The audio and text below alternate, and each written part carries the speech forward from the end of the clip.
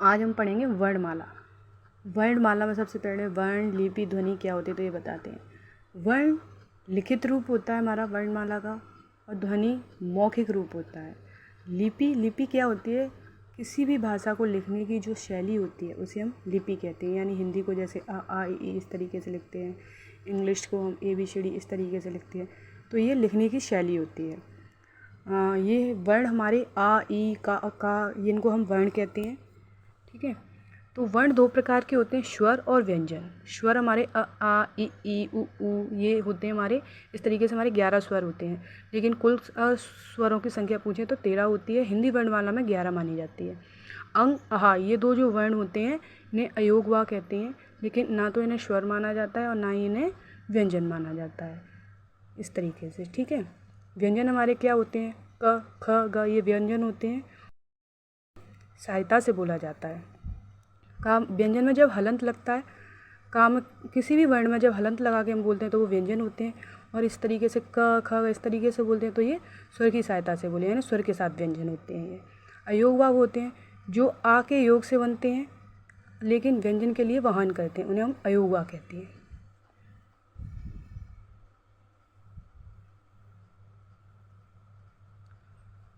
हिंदी वर्णमाला में 11 स्वर होते हैं, लेकिन हिंदी में हम 13 स्वर, कुल संख्या स्वरों की 13 होती है।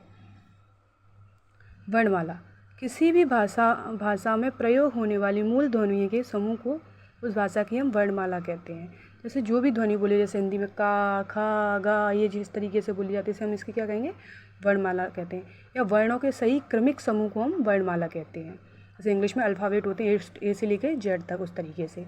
वर्णमाला की कितनी होती है? किसी किसी बुक में 52, किसी में 48 होती है। ठीक है, स्वर हमारे 11 होते हैं, आ से लेकर औ तक। व्यंजन हमारे 33 होते हैं, का से हा तक। संयुक्त व्यंजन हमारे होते हैं छ, त्र, ज्ञ और श्रा। और अयोगवा हमारे, मैंने पहले ही बता दिया था, अंग, आहा होते हैं। और द्विगुण होते हैं ड़, अड़ा, इनके नीचे बिंदी होती है, उसे हम द्विगुण कहते हैं। वर्णमाला के भाग दो होते हैं, स्वर और व्यंजन। स्वर जिनको बोलने में हमें किसी की सहायता नहीं लेनी पड़ती, और व्यंजन वो होते हैं जिन्हें बोलने के लिए हमें स्वर की सहायता ली जाती है, जिनका उच्चारण स्वर की सहायता से होता है। जिनका उच्चारण स्वतंत्र रूप से होता है उन्हें हम स्वर कहते हैं, और जिनका उच्चारण स्वरों के द्वारा होता है, स्वरों की सहायता से होता है, उन्हें हम व्यंजन कहते हैं। ये परिभाषा भी है, ये स्वर की परिभाषा है। इनके उच्चारण में हवा फेफड़ों से उठकर बिना किसी रुकावट के बाहर निकलती है ना, उसे हम स्वर कहते हैं। और जिन ध्वनियों के उच्चारण में फेफड़ों से बाहर आने वाली हवा रुकावट के साथ से बाहर निकलती है उसे हम व्यंजन कहते हैं। ये हमारी स्वर और व्यंजन की परिभाषा है। अगर वीडियो अच्छी लगी हो तो लाइक एंड